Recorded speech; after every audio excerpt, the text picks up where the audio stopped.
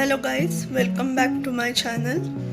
आज तर सकाळी नाश्ता वगैरे झाला आहे. आता मी चालली आहे कॉलेजमध्ये आणि तिथून अजून एक काम करून मी जाणार आहे लायब्ररीमध्ये माझं पुस्तक बदलायला.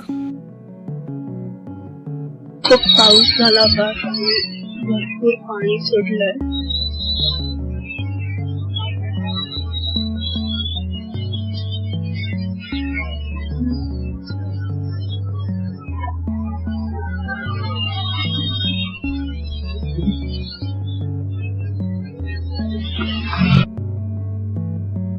काम करून मी आली आहे पुणे मराठी ग्रंथालय नारायणपेठ पुस्तकं घेऊन